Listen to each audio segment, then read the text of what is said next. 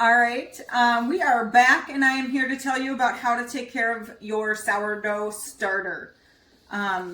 Your sourdough starter, if you got it from me, comes in about a half a cup portion in these little Ziploc containers. When you get it home, the first thing you are going to do is give it a bigger container.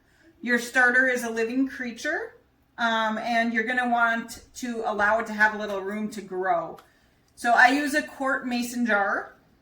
And I just take a wooden spoon and scoop all the starter out of there. And then I need to feed it. If I want to bake with this tomorrow, my plan is to feed it a whole cup of flour and a whole cup of warm water.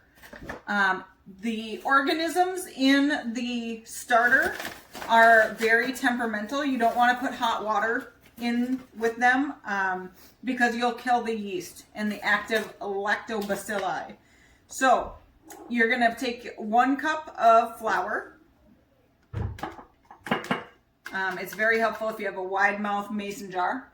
And then a cup of lukewarm water, and I just run my water. I put my wrist in there. If it's warm enough that a baby could drink it, then we're good.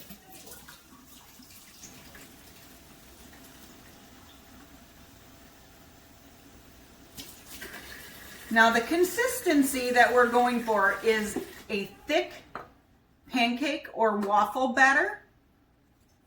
And you just take your spoon and you stir the starter and the flour and water. Don't ever feed your starter anything but flour and water, or you will contaminate your whole culture. So I can show you right now that, if you can zoom in pretty close on that, that is a thick pancake batter consistency. And you'll notice that it's not very fluffy and it's not very bubbly. It needs 6 to 10, sometimes in the cold weather, 12 hours to actually become active enough for you to bake with it. So once it's been fed, right now in Minnesota, I need about 8 hours till it becomes active. And I can show you what an active starter looks like. So this is an active starter. It has had about 8 hours since it was last fed. You can see the line here. Whenever I feed my starter, I draw a line at the top. So if I was gonna measure this guy, you know that it's ready to use when it's grown exponentially up the side of your container. And if you drop a little bit into water, it will actually float. That's called the float test. And I'll show you that real quick. The float test is simply take a little bit of your starter and drop it on there. And if it floats, it's strong enough for you to be baking bread. If it sinks to the bottom, it either means one of two things. Number one, it has not had enough time since you fed it last. Number two, maybe it had too much time since you fed it last.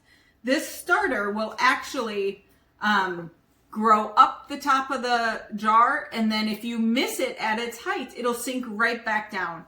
And if you miss that, that means it's eaten all of its food. It needs to be fed again. There's not much you can do except for feed it again and then wait the 6 to 8 hours. Now, when you are ready to bake, you are going to be baking directly with your active starter. You're going to pour it into your 700 grams of warm water. And then you are ready to either feed it again and put it in your refrigerator, or you are ready to feed it again, leave it on your counter to bake with again tomorrow.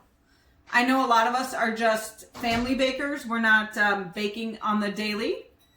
And so what happens is you put your starter into the fridge. And if you can look close at this starter is dormant.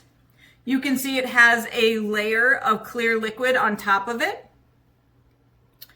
And there's no bubbles in the side. It is dormant. It's eaten all its food.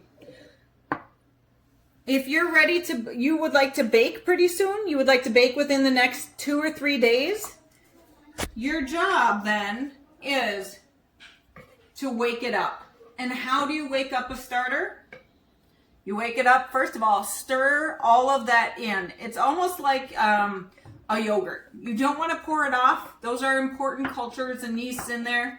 So stir that in. Then you are going to take out a, like a Tupperware. You could use another mason jar. I like my discard to be a different type of container so that I can look in and know exactly what I'm grabbing out of my fridge.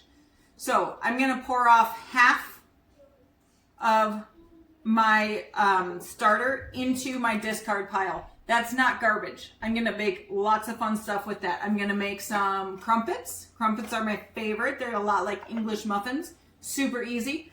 I'm going to make some sourdough waffles and some sourdough pancakes. You can make crackers. You can make pretzels. There's a whole online recipe collection dedicated to sourdough discard. So I'm going to put this guy back in my fridge. And now this guy who's cold is hungry and he wants to be fed. So I would go ahead and feed him a cup of water and a cup of flour. Leave him on my counter. And I would do that every 24 hours for 2 to 3 days until he's active and ready to go, just like this guy. And every time you feed, you will have to discard half of it, or you are going to wind up with a starter container like this. And we don't all want to manage a starter container that's like three quarts. It's excessive unless you're giving it out for free.